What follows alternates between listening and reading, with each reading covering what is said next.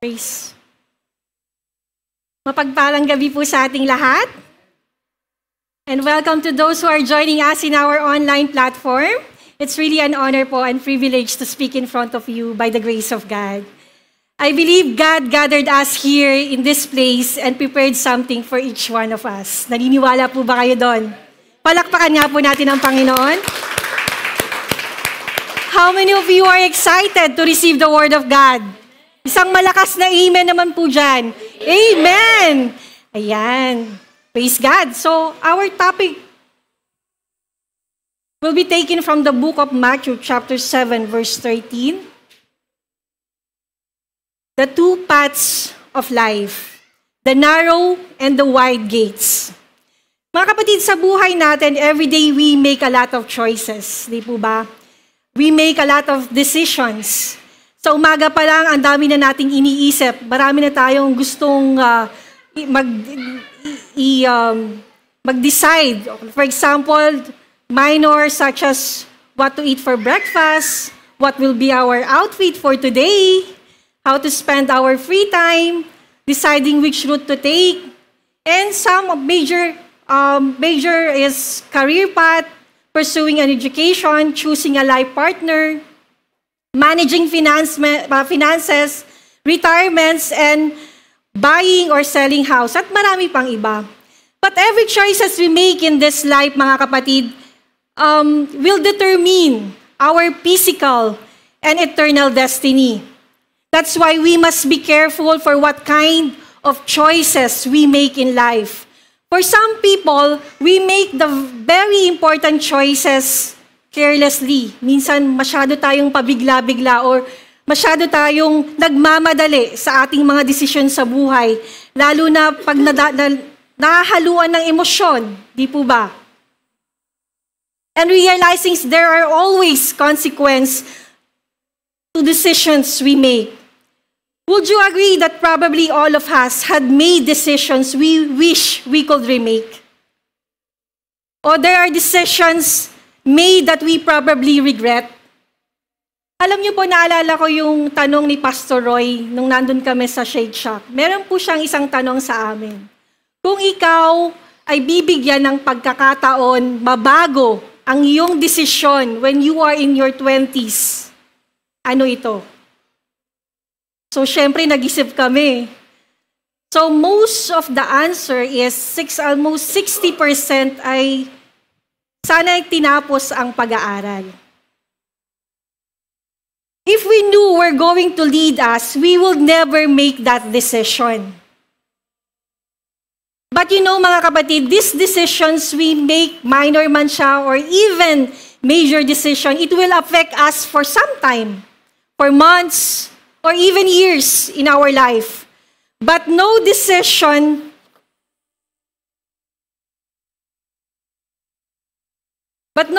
is more important as the one Jesus highlight in Matthew chapter 7, verse 13 to 14. Pwede po ba tayong tumayo? And let's read the Word of God. Enter by the narrow gate, for the wide is gate and broad is the way that leads to destruction. And there are many who go in by it, because narrow is the gate and difficult is the way which lead to life, and there are few who find it. Amen. Pakisip po tayo, magpo tayo. Lord, ihanda mo nga po ang aming mga puso, Panginoon. Allow our hearts to be open and our eyes to be awakened for us to see your message and your eternal purpose. Holy Spirit, be with us, teach us, be our speaker, saturate us with your power. In Jesus' name we pray. Amen, amen. So in Matthew chapter 7, verse 13 to 14, mga kapatid, Jesus teaches that there are in fact two paths with two different destinations. We are all headed somewhere and we need to be certain where our journey will lead us. This journey will end in two places in eternity.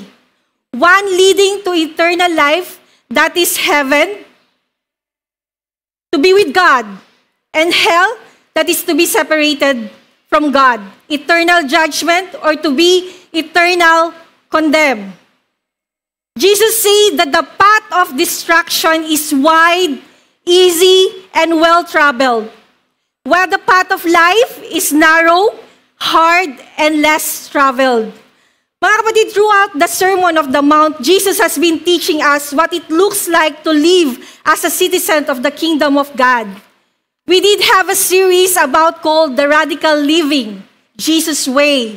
Naalala niyo pa po ba, mga kapatid? That series, we understand that the Jesus is showing the believers the character of the citizen of heaven must have. Do you remember? We are the salt and the light. Murder begins in the heart. Go the extra mile, and of course, the Beatitudes. But as he brings the sermon to a close, he shifts his focus slightly. He ends his sermon with 4 parts, conclusions about the entrance into the kingdom of God. Jesus concludes his sermon in letting us know how the entrance to the kingdom of heaven looks like, or papaano matutunghayan ang pasukan, or papaano natin mapapasok ang kaharian ng langit. His conclusion made of 4 parts, mga kapatid, and each part reveals contrast. First, he speaks the 2 different paths that's in Matthew chapter 7, verse 13 to 14. That's the wide and the narrow gate, which will be our topic for tonight. The second is 2 different fruits or trees in Matthew chapter 7, verse 15 to 20. The bad tree that bears bad fruits, and the good tree that bears or produces good fruit. Third, he addressed the 2 different professions of faith. That's in Matthew chapter 7, verse 21 to 23. 2 professions of faith. Not all who calls me Lord will enter to the kingdom of heaven.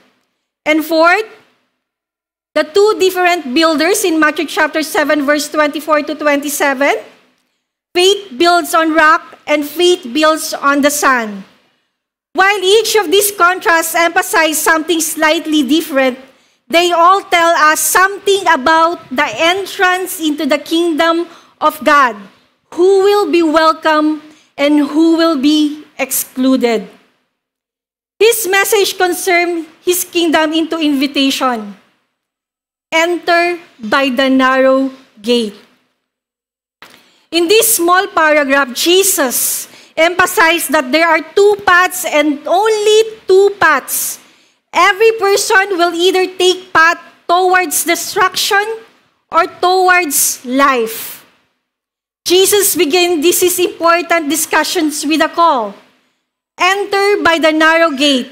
This is a call from Jesus to enter the gate and follow the path that leads to life. Pumasok kayo sa makipot na pintuan. Jesus is made very clear that we all stand in a spiritual crossroad. There are 2 paths in front of us. The wide path and the narrow path leads to eternal life in heaven. So question, mga kapatid, where is our journey is going to end? Where are we headed right now?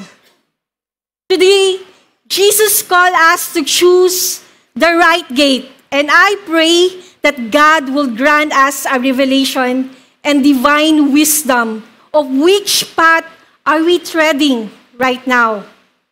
As Christ called us to choose one of these pathways, He gave us characteristics of each so we can make an informed and choose a wise decision. Let's see the first path, entering by the wide gate, or the path of destruction. For wide is the gate, and the broad is the way that leads to destruction, and there are many who go in by it. So let's see the characteristic of wide pathways. First characteristic, it's a wide gate. Malapad na pintuan. The first path entered by the wide gate. This is an entrance that everyone sees. The most people choose.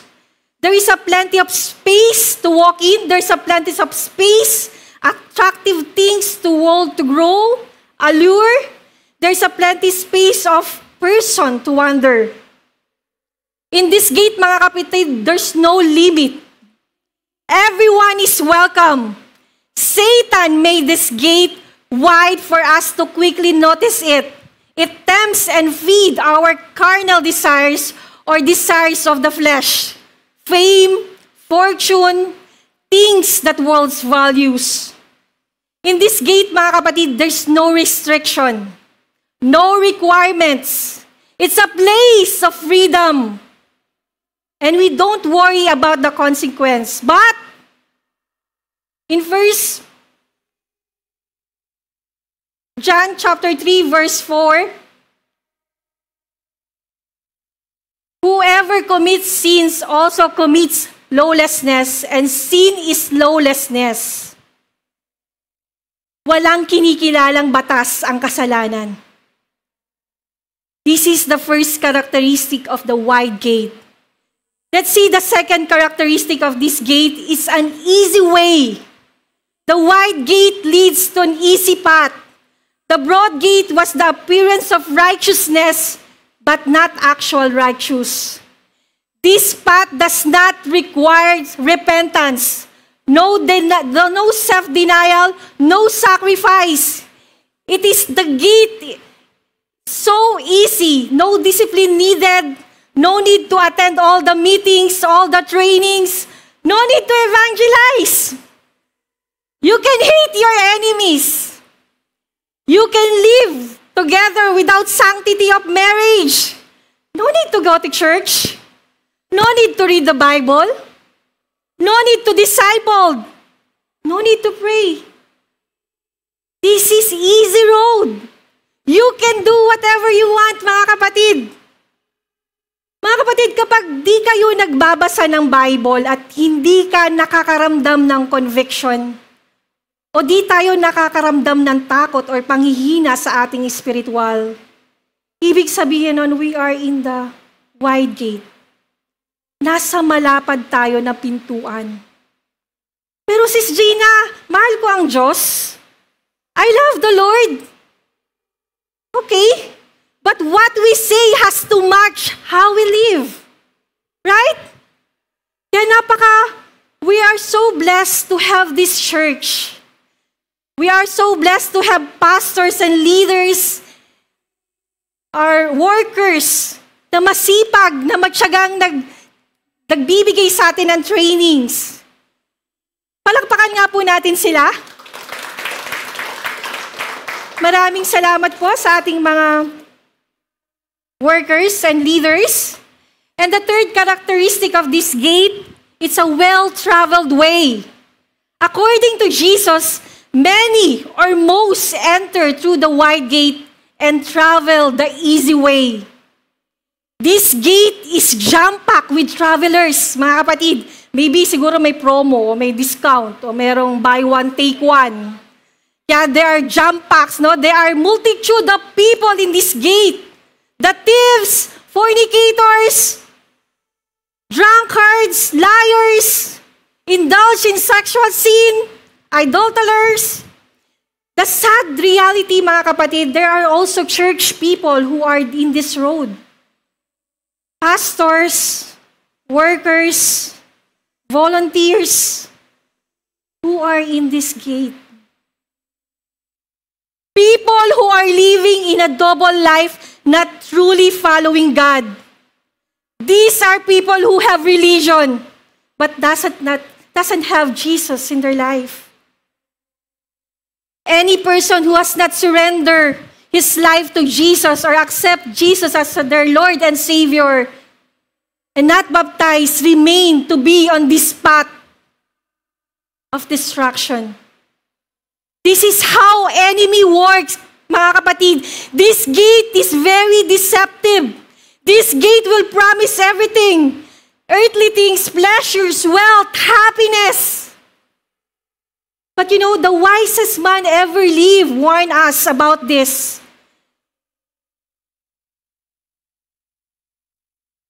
In Proverbs chapter 14, chapter 14, verse 12, there is a way that seems right to a man, but it ends the way of death. King Solomon in this passage reminds us that being human, we cannot solely rely on our judgment. We may choose what seems to be the best option. But when faulty human judgment is solely the basis of our decisions, things often end in disappointment. May daang matuwid sa tingin ng mga tao, ngunit kamatayan ang dulo nito. Akala lang natin tama, pero mali. You know, the fourth characteristic, it leads to destruction.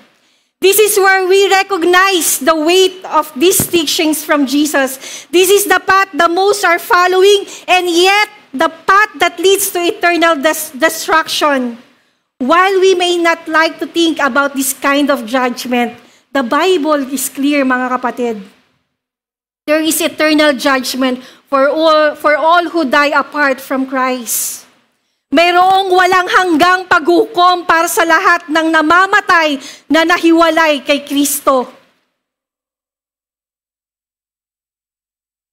In Revelation chapter 14, verse 11, and the smoke of their torments ascends forever and ever.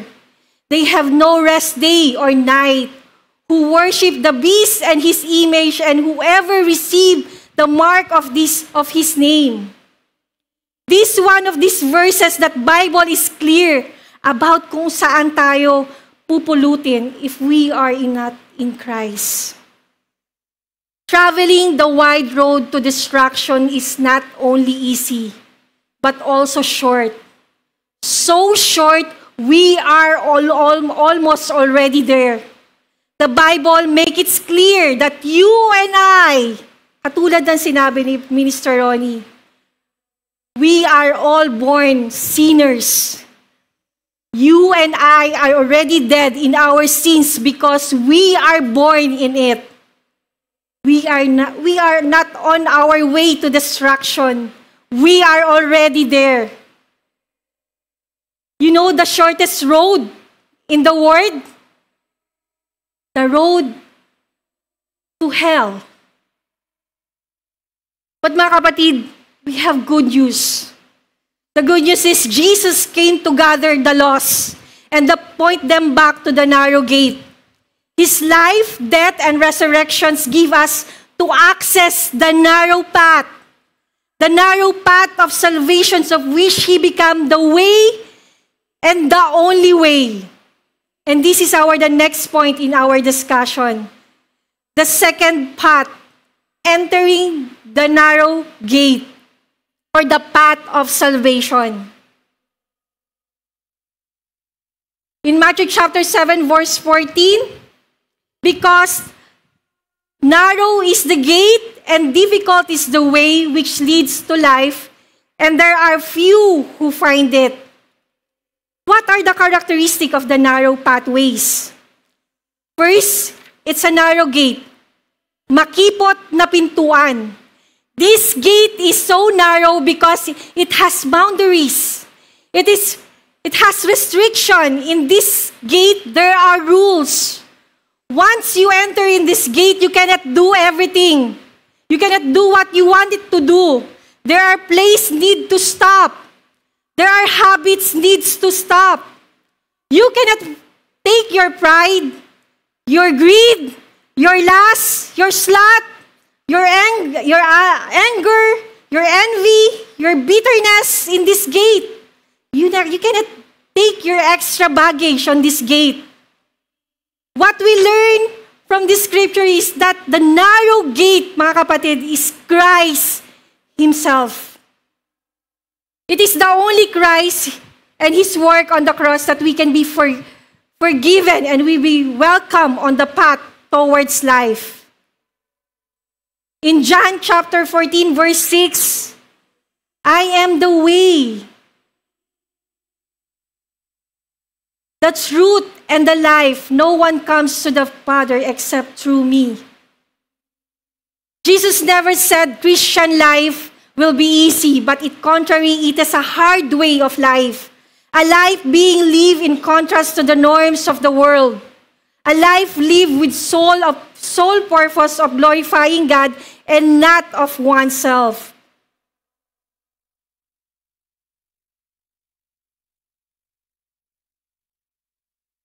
It's a hard way of life because it's a life of repentance, mga kapatid. This is a basic requirement for us to come near to God. We must repent from our sins and remove the habits that once we thought are okay. But with the Holy Spirit convictions, we now see the truth. What is wrong is wrong. If the Bible declares, we take it absolutely truth. We don't twist or bend to justify ourselves. It's a hard way of life because it's a self-denial. Do you remember the parable of young rulers, mga kapatid?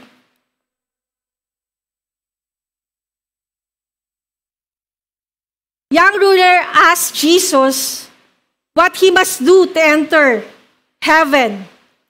Jesus' initial answer was, if you follow the law, do not steal, do not commit adultery, do not commit murder, honor your parents, do not bear false witness. And he said, he followed them all. Probably he may be still young enough to do such thing. That's why the young ruler answered, he followed them all. But when Jesus asked him to sell his wealth and give it to the poor and follow him, this is when the young ruler becomes sad. Hindi niya kayang talikuran ang mga makamundong bagay. So brethren, to deny ourselves is to surrender our life to Jesus' leading instead of following ours. To deny ourselves means surrendering our plans, our desires, and allowing Jesus to be the center of our life. Denying yourself is a gift that opens your life to all God's has for you. You know, when Jesus prayed, Father, not my will, but yours will be done. On the night he was betrayed, it's a classic example of denying oneself. It's a hard way of life because it's a way of sacrifice. In Matthew chapter 8, verse 20, Jesus said to him, foxes have holes, and birds of the air have nests, but the Son of Man has nowhere to lay his head. Jesus tells the cause of being his disciple. This is not to discourage us, mga kapatid, but to let us know upfront that to be his disciple will require sacrifice. It requires your time, your finances, your effort, and even your comfort. You know, Pastor Roy and Pastor C are now in Ghana in obedience to the task assigned to them. The place where they are going will not be comfortable as we are here in Kuwait. But they obey God. How about us? You know, the best form of worship is offering your body as a living sacrifice unto God. To live according to His purpose. To some, the cost of following Christ cause conflict between your families and friends. Naranasan niyo po ba yan? There are families or friends who will reject us. They will not understand our new identity in Christ unless they accept Jesus in their life.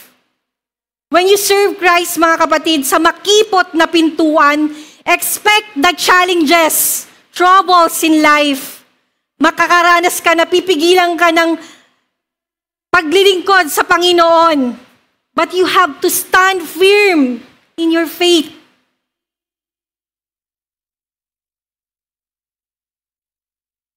The third is a less traveled way. Because it's a narrow way It's hard way. There are few who will find it and follow this path. Jesus said, only few who will find this path. Iilan lang ang makakakita sa daang ito. The road to salvation requires faith. Only those who put their faith in Jesus Christ can see this path. Paul mentioned in 2 Corinthians chapter 5 verse 7, for we walk by faith, not by sight. The narrow way is hard because following Jesus requires faith in Him. We need faith to crucify our flesh in the cross or in His cross. It requires faith for us to have Christ-like patience in an intolerant world. It is our faith at work to have a lifestyle separate from the world. Today is Sunday. Most of us ay galing sa trabaho.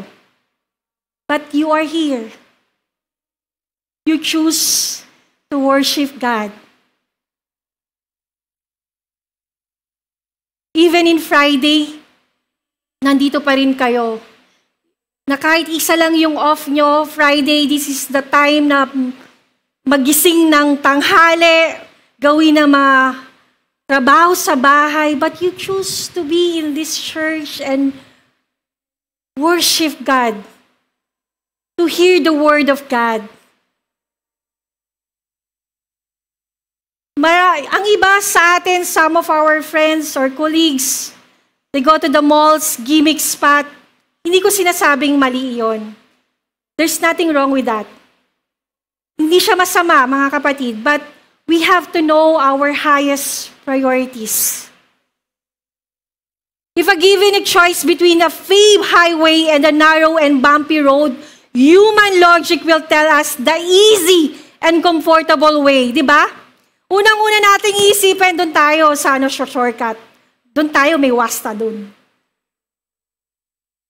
Doon tayo sa may discount, o doon tayo sa mas madali, doon tayo sa easy lane. But taking the narrow and bumpy road, it requires the guidance of the Holy Spirit. And the Holy Spirit only manifests to those faith is in Him. And the last road leads to life. Leads to life. While the way is narrow and hard at the end of this path, it's glorious, mga kapatid. It's eternal life. In John chapter 3, verse 16, for God so loved the world that He gave His only begotten Son, that whoever believes in Him shall not perish but have everlasting life. This reality should motivate us, mga kapatid, to follow Christ and compel us to tell others about their need to trust in Him. In Isaiah chapter 35, verse 8, a highway shall be there and a road, and it shall be called the highway of holiness. The unclean shall not pass over it, but it shall be for others. Whoever walks the road, although a fool, shall not go astray. Only in the book of Isaiah, mga kapatid, it was mentioned about the highway of holiness. This highway reserved only for the God-chosen people. Only those who redeemed by the Messiah will find the highway. And when Isaiah mentioned, although a fool will not be astray, it tells us that the human intellect or worldly norms is irrelevant in this highway. Mga kapatid, let us be mindful of the straight and narrow way and do all we can to stay within the straight line in this narrow gate. Even in the midst of the storm, temptation, problem, let's hold to the rod of the Word of God. Let's study the Scriptures. Be prayerful in all we do. Performs Christ-like of service. In John chapter 10, verse 9, chapter 10, verse 9, I am the door. If anyone enter by me he will be saved, and will be go in and out and find pastures. Christ is the only door, mga kapatid. The only access. The only way. And no other way. Tonight, the word is very clear. 2 gates with 2 destinations in eternity. Which destination are you in right now? Where are you in your spiritual journey? Mga kapatid, if you are in the narrow road, stay there. Stay with Jesus. Finish the race and complete the task that the Lord Jesus has given to you. Yes, it will not be easy, mga kapatid. Satan will try to stop you in every way. Gagawin niya ang lahat para hindi ka makapaglingkod sa Panginoon. Gagawin niya ang lahat para hindi ka maka-attend ng service. But believe that God is always win and keep His promise. Now, if you are on the road of destruction, change the course right now. It's not too late. Seek the kingdom of God above all else and live righteously. And mga kapatid, let encourage everyone, our family, friends, colleagues, to choose the narrow road. God can use you to save soul. Share the word of God. Invite people. Let's go out. Let's evangelize. Punuin natin yung mga empty chairs. Amen? Amen.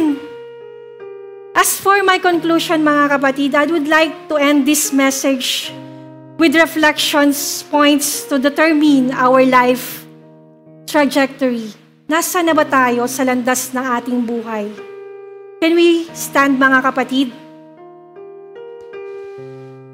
And let's take a moment of silence. Let's close our eyes. Let's examine our hearts. Examine our walk. Examine your faith. And ask yourself, do I still live my life aligned to the heavenly kingdom? Does our behavior follow the patterns Jesus taught and the example He gave? Or does it mirror the lousy way of this world? How we live determine which gate are choosing, which we are traveling, which destination we will reach and inhabit, either the distractions or life. Kapatid, if we decide as the word does and enter the wide gate and follow its way, we will reap the reward of destruction. But if we choose to enter the narrow gate and live the way God intended us to live, then we will harvest the reward of eternal life. As He promised by Jesus in Matthew chapter 6, verse 33, but seek first the kingdom of God and His righteousness, and all things will be added unto you. May we ask the Holy Spirit to completely remove our hatred and anger from our hearts. May this message inspire us to strive to see others through the lens of Jesus' example. I pray that by the help of the Holy Spirit, we'll remove all the pride, self-righteousness, choosing mercy over justice in all interaction. That instead of seeking the approval of men, we desire to glorify God in all we do. May this message prompt us once again that we are the ambassador of Christian faith, and let the unbelieving world see Jesus in us.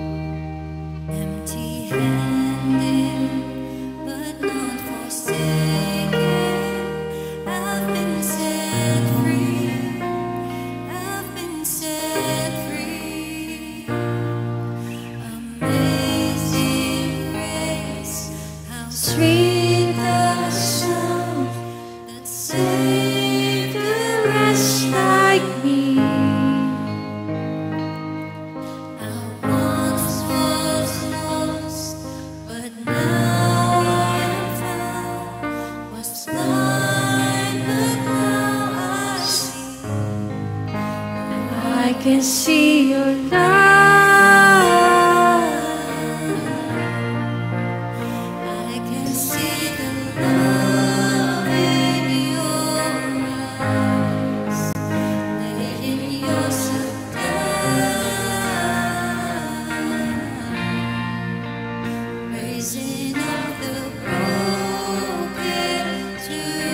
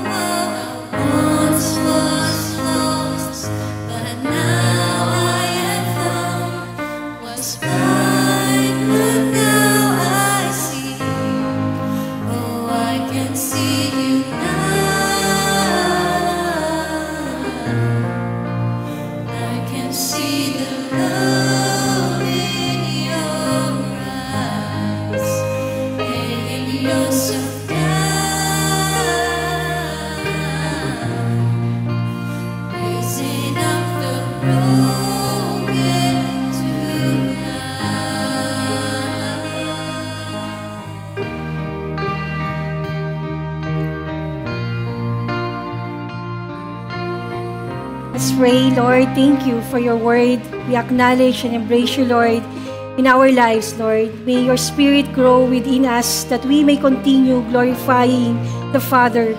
Bless us, Lord, with faith, endurance, strength, and love to follow you on the path where you lead us.